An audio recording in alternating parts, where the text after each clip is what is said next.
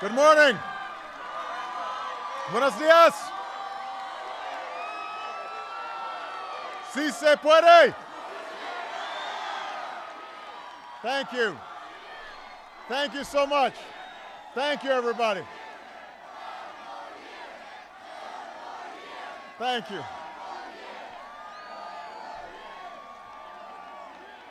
Thank you so much, everybody. Thank you so much. I am truly grateful to be here. It is such a great honor to be with you on this beautiful day, a day that has been a long time coming.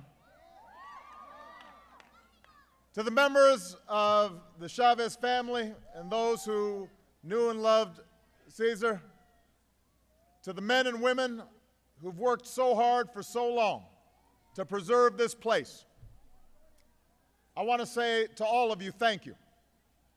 Your dedication, your perseverance made this day possible. I want to acknowledge the members of my administration who have championed this project from the very beginning. Secretary Ken Salazar,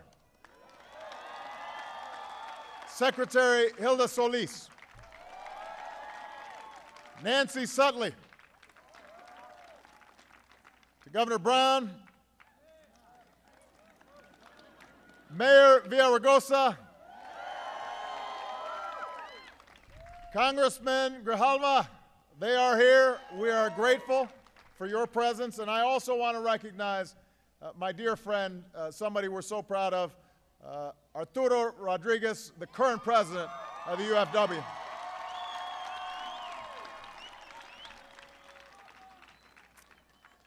Most of all, I want to thank Helen Chavez.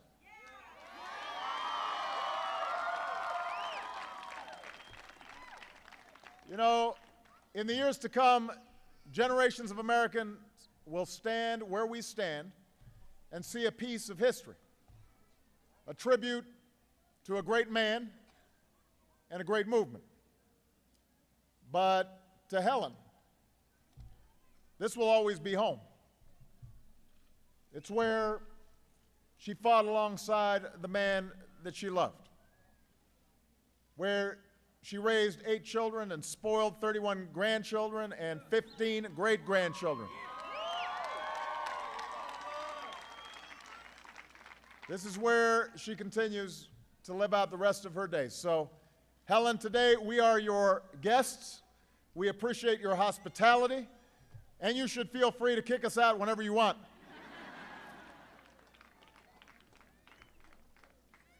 Today, La Paz joins a long line of national monuments, stretching from the Statue of Liberty to the Grand Canyon. Monuments that tell the story of who we are as Americans. It's a story of natural wonders and modern marvels, of fierce battles and quiet progress. But it's also a story of people, of determined, fearless, hopeful people who have always been willing to devote their lives to making this country a little more just and a little more free. And one of those people lies here, beneath a rose garden at the foot of a hill he used to climb to watch the sunrise. And so today we celebrate Cesar Chavez.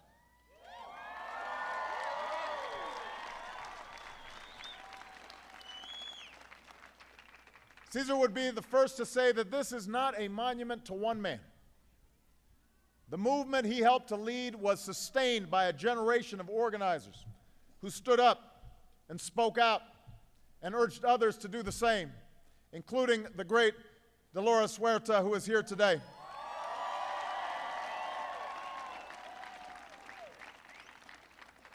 It drew strength from Americans of every race and every background who marched and boycotted together on behalf of La Causa. And it was always inspired by the farm workers themselves, some of whom are with us. This place belongs to you too. But the truth is, we would not be here if it weren't for Cesar. Growing up as the son of migrant workers who had lost their home in the Great Depression, Cesar wasn't easy on his parents. he described himself as caprichoso, capricious. His brother Richard had another word for him: stubborn. By the time he reached 7th grade, Cesar estimated he had attended 65 elementary schools, following the crop cycles with his family, working odd jobs, sometimes living in roadside tents without electricity or plumbing. It wasn't an easy childhood, but Cesar always was different. While other kids could identify all the hottest cars, he memorized the names of labor leaders and politicians. After serving in the Navy during World War II, Cesar returned to the fields. And it was a time of great change in America, but too often that change was only framed in terms of war and peace, black and white, young and old. No one seemed to care about the invisible farm workers who picked the nation's food. Bent down in the beating sun, living in poverty, cheated by growers, abandoned in old age, unable to demand even the most basic rights. But Cesar cared. And in his own peaceful, eloquent way, he made other people care too. A march that started in Delano with a handful of activists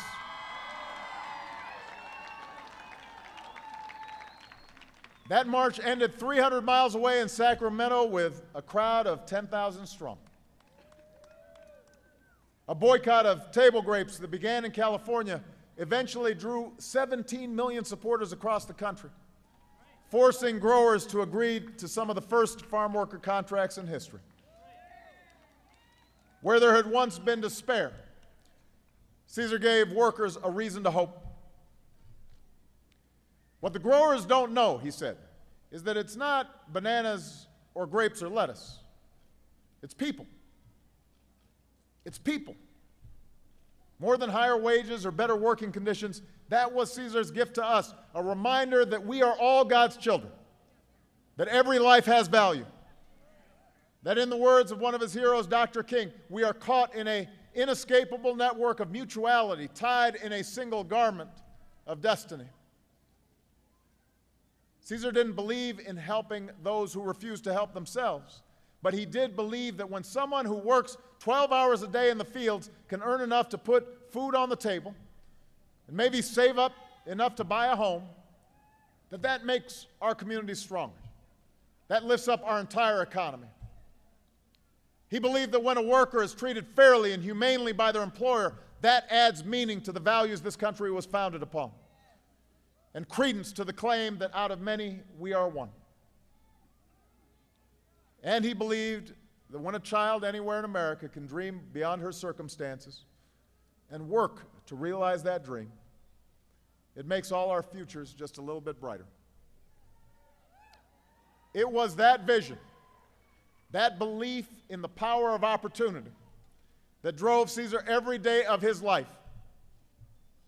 It's a vision that says, maybe I never had a chance to get a good education, but I want my daughter to go to college.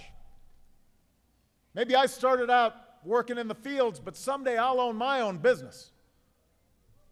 Maybe I have to make sacrifices, but those sacrifices are worth it if it means a better life for my family. That's the story of my ancestors. That's the story of your ancestors. It's the promise that has attracted generations of immigrants to our shores from every corner of the globe, sometimes at great risk, drawn by the idea that no matter who you are or what you look like or where you come from, this is the place where you can make it if you try.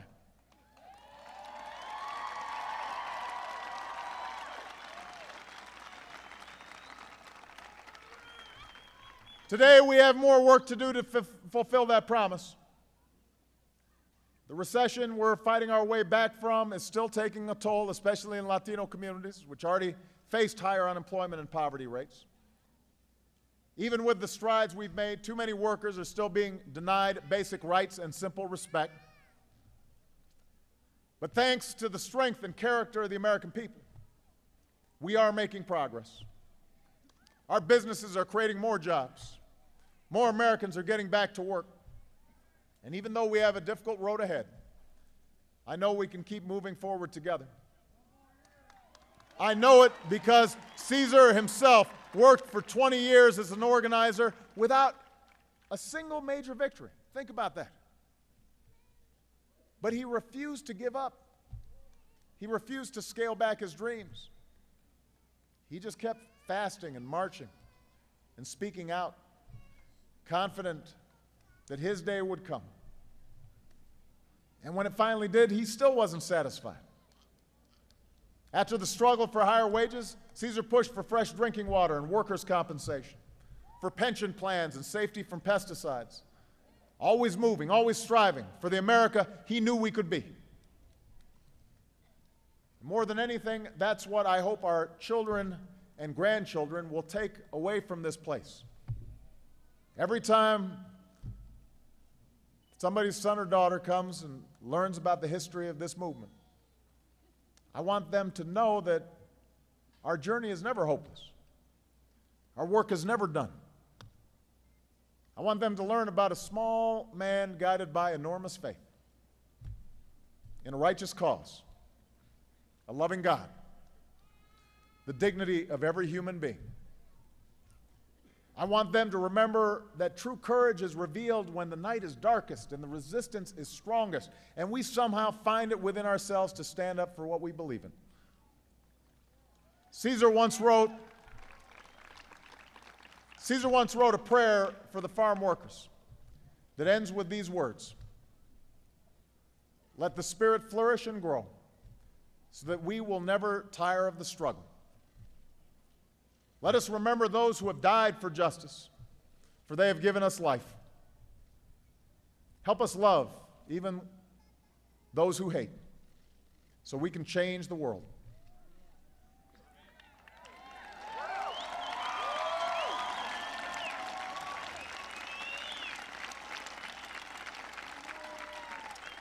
Our world is a better place because Cesar Chavez decided to change it. Let us honor his memory, but most importantly, let's live up to his example. Thank you. God bless you. God bless America. Si se puede. Si se puede.